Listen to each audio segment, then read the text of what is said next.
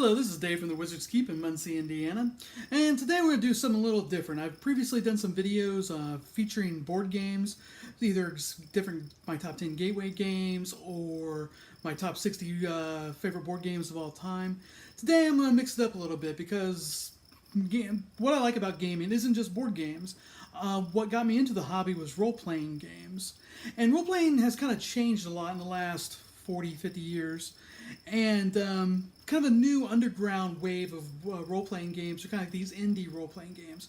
These indie role-playing games are a little bit different than your traditional like Dungeons and Dragons, where Dungeons and Dragons is kind of the quintessential game of like killing monsters, getting treasure, leveling up, very rules crunchy, very stats oriented. Well, a lot of the indie role-playing games are a little bit different than that. They're more about story. They're more story driven or more about role playing. And I'm going to kind of highlight a couple new of these indie role playing games I just got in. I want to tell you a little bit about them. First one up is Fiasco. Now this one you might be familiar with. It got featured on Will Wheaton's Tabletop, and they had an excellent two-parter episode. But I just got this one back in, and I want to talk about it a little bit. It is a game masterless role-playing game for 3 to 5 players, and over the course of the game, you're going to kind of create the story yourselves. So it kind of requires no prep or little prep, and the theme of the game is kind of like they kind of compared to like Coen brother movies or maybe some Quentin Tarantino movies, where it's sort of like these kind of misfits involved in a crime drama. But of course, since they're misfits, everything goes on. They kind of got big ambitions but no talent, and that's kind of where the game kind of heads. And so if you're not familiar with Fiasco, it might be one you might check out and look up. Another one I just got in was a game called Microscope. Now, Microscope is a very, very kind of abstract. This is kind of one of those quintessential indie role-playing games. This is another no game master, no prep, sit down with a group of friends and just start playing. But whereas at least Fiasco kind of get you started a little bit with the genre of like a kind of a misfit crime drama. Microscope, you kind of create the story, the setting, and everything as you go. Where they kind of gets the name Microscope because you can kind of you can do it on different levels. You can do it on a macro level where you're kind of world building or looking from kind of zoomed out, or you can zoom into like the nitty gritty of the storyline. So you've got just different, I guess, concepts that you can kind of go with. And so that's one that I thought was kind of interesting why I brought it in, and that's Microscope. And then also kind of in that same vein, by the same designer, is a game called Follow. And now Follow, kind of the same ideas as Follow Up to Microscope, where this one has a little bit of a setup.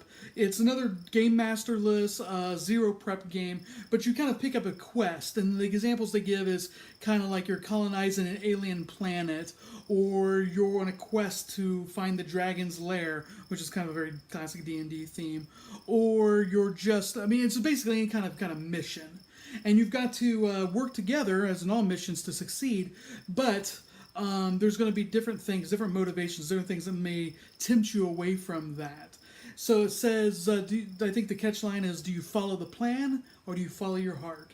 And so it's another kind of abstract, very creative-minded indie role-playing game. Another one on the list, I think we have 8 of them total here, and another one is A Dirty World. And Dirty World's kind of a classic crime noir, hardboiled detective RPG.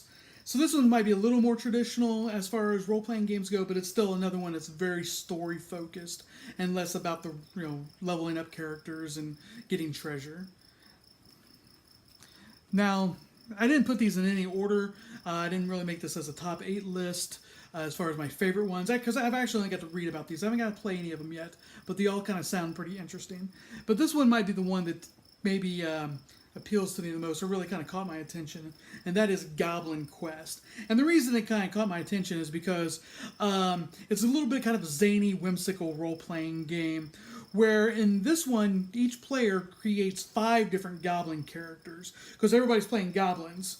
And goblins, as anybody's kind of played more traditional role-playing games like D&D, goblins are kind of squishy and don't live very long. And especially these kind of goblins, because they're all kind of doing crazy, goofy, dumb things. So you make up 5 different characters, and which you play. You don't play them you play them sequentially. So as one of them dies, you're going to grab your next goblin on deck. And from my understanding of this game is a lot of goblins are going to die. And kind of in that same theme, it's a little bit thicker in some of these other, indie, because they're mostly concept games, and they just have this kind of concept that you kind of wrap a game around, and which kind of fuels the the creativity. This was a little bit thicker than some of the others, and the reason is it's got several variants in the back. Some of them kind of doing more with the kind of fantasy theme, like there's a Cthulhu type theme, but some of them very, very different. All of them kind of this idea of you're making 5 characters, so you're not super attached to the character, and it's more about the crazy antics that you can get into, and you don't feel too bad when they die some, hopefully either heroic or gruesome or cool way. But I like to have several variants, and my favorite in there is where instead of playing 5 goblins, you play 5 Sean Beans, like the actor who's notorious for dying in most films and TV shows that he's in. And what you're doing is you're playing each person makes up 5 different Sean Bean characters, and your goal, instead of make it through the adventure, is to try to make it through the end of the movie without dying. So I thought that was kind of an interesting twist on the subject. Another one I just got in is Worldwide Wrestling, the role-playing game. So, like I said, some of these indie games, what's kind of interesting about them, other than the fact that they're very innovative as far as story-driven, and the mechanics are very light but kind of facilitate that creative drive, is also the subject matters they touch. They're going to touch, like traditionally a lot of role-playing games were your typical kind of nerd culture, kind of fantasy role-playing games like Dungeons and Dragons. There's Vampire the Masquerade, so kind of gothic horror. There's science fiction things like Star Wars and Star Trek. So the indie games are they broaden out to even kind of a wider scale. And this is an example of that. As in this game, each person's playing your own wrestler. And not only are you have to worry about your actions and bouts in the ring, it also has rules for backstage drama or different betrayals. And you're basically playing out at the Worldwide Wrestling Federation. And so if you're a fan of that and just kind of want to kind of experience the ridiculousness of a role-playing game based around it, this might be one to check out. A little more traditional, but this is kind of crosses, has this kind of foot in both doors, and that is the Dresden Files, the Accelerated Edition, which uses the Fate RPG system, which Fate is put out by Evil Hat Games, and it's a little more crunchy than maybe some of the other indie RPGs, but it's still very, very storytelling driven, and this one's no exception, especially the accelerated version, because the accelerated, what that means is it's designed with the idea that their tagline is pick up and play. So this one takes very, very little to no prep, and very little the rules aren't very difficult, so it's very easy to it says pick up and play, so that's what the idea is. So you can kind of get the game, and then within a few minutes, you and your group of friends can quickly make characters and jump right into the game.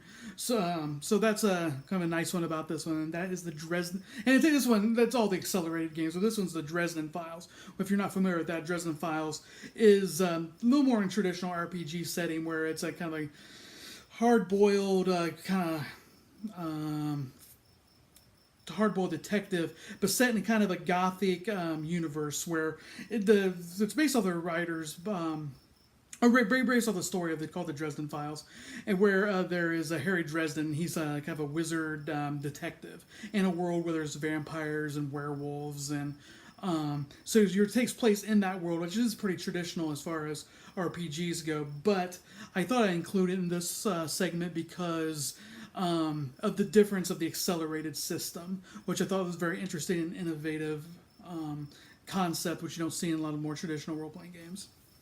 And the last one, I'm going to make this video kind of sweet. Since my last video I made was about 40 minutes long, we'll keep this one in under 10 minutes if we can. And this is a Japanese role-playing game called Ryu Tama. And it's kind of has a kind of an anime look to it, and that's the one of the main features of this one. It has very stunning art, which kind of engrosses you into the game right away. But the other interesting concept is this is a game. It's kind of a fantasy role playing, but with kind of Japanese themed twist. So it's not traditional Euro fantasy, but still familiar to Dungeons and Dragons fans. But also another concept would be very familiar to Dungeons and Dragons fans is this.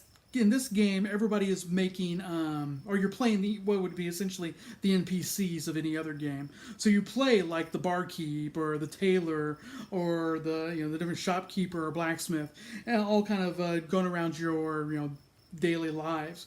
And so that was kind of an interesting one, and I thought I would bring this one in for you guys to take a look at as well. Well, thank you. That's all I got today. Thank you again for watching. If you have any questions about any of these games or any other games in general, please feel free to message me on Facebook or stop into the Wizard's Keep. Until next time, thank you for watching this video.